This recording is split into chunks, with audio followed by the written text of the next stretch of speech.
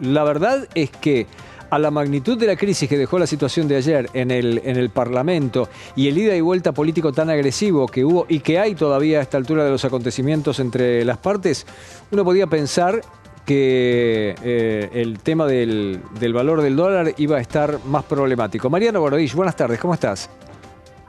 Hola Pepe, ¿cómo va? Es más, sí volatilidad, ¿no? Empezó abriendo muy pero muy para arriba el dólar paralelo, con una suba importante, luego retrocedió, ¿sí? Porque cuando sube sin volumen después retrocede, suele, ¿no? Retroceder rápido. Incluso hay distintas brechas cambiarias, ¿no? Hay distintas formas de medir la brecha cambiaria para que la brecha cambiaria te pueda dar incluso lo mínimo posible.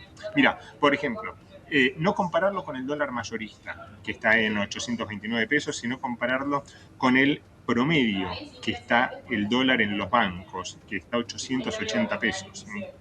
Incluso tenés bancos líderes muy, pero muy grandes que lo venden en 900 pesos al dólar oficial. Si ese lo comparás con el valor del blue, que está por debajo de 1.200 pesos, esa brecha te da un 30%.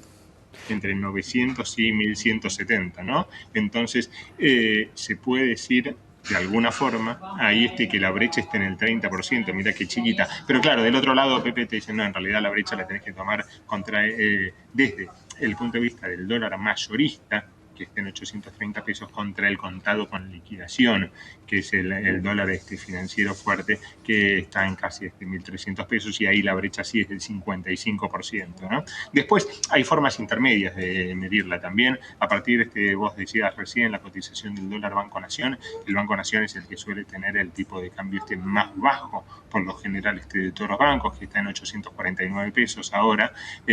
Si ese lo medís contra el dólar libre, el contado con liquidación, ponelo, o el dólar MEP, que está a 1.200, ahí también la brecha se te ensancha un 45%. Entonces, depende cómo puede dar entre un 30 y un 60%. Pero claro, siempre en realidad tenés que medirla a partir del dólar mayorista contra el contado con liquidación. Pero esto era algo que hacía mucho el gobierno anterior, ¿no? Cuando el blue estaba más bajo, el dólar financiero medía la brecha contra el blue. Cuando el financiero lo tenías el MEP más bajo, la medía contra el MEP para que le diera menor, ¿no? Es como a ver cómo podemos hacer para que nos dé lo mejor posible, ¿no? Y siempre la realidad tiene distintos aspectos, ¿no? Lo cierto es que va a seguir muy volátil el mercado de cambios, muy a la espera de lo que pase, y de las declaraciones también que puedan llegar a ser desde el presidente Javier Milei hasta los líderes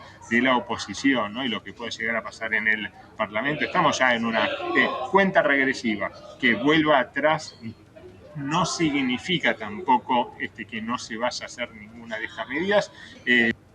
Salió rápido tuiteando el ministro de Economía, Luis Caputo, diciendo que igual se va hacia la meta, ¿no? Se está bajando la inflación. Él habló de números de un 20% de inflación en enero, que la de febrero iba a estar por debajo del 20%, que pese a esto tenés una tasa positiva en dólares, ¿no? Es la que habla el gobierno, porque si vos te tomás el 9% mensual que te paga un plazo fijo frente a un dólar que recién ahora está empezando a moverse un poquito, pero que bajó, incluso un dólar más o menos estable, tenés una tasa positiva en dólares, ¿no? Y claro, ¿para qué? La pregunta es, ¿va a mover la tasa el ministro, el presidente del Banco Central, Santiago Bausili, frente a la inflación que se va a dar a conocer la semana que viene, esta inflación del 20%?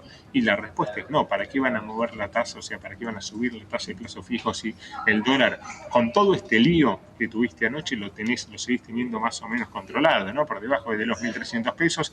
En términos reales, si vos le contás la inflación, mucho más barato está el dólar que cuando terminó el gobierno anterior, ¿no? Que estaba en estos niveles y con intervención, ahí con manos amigas, con de todo.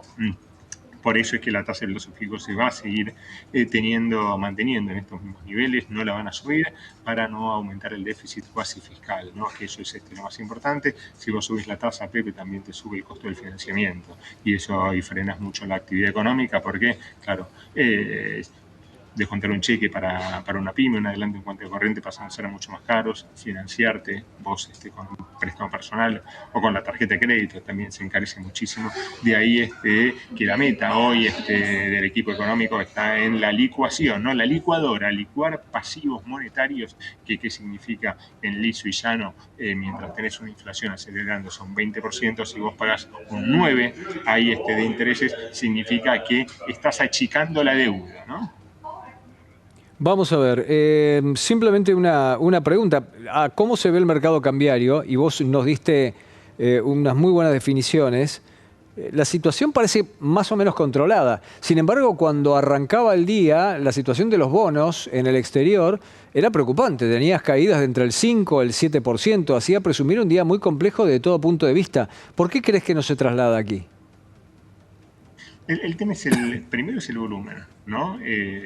Cuando hay mucho volumen negociado es distinto, mucho volumen negociado significa que va a tener tendencia bajista o al revés, ¿no? Mucho volumen negociado hacia el alza puede llegar a tener tendencia alcista, la lógica, pero cuando el volumen negociado es poco y es más para cobertura, es decir, y por si acaso yo salgo, ahí la volatilidad es la que reina, ¿no? Y recordemos, Pepe, que ayer fue el cuarto día hábil del mes, ¿no?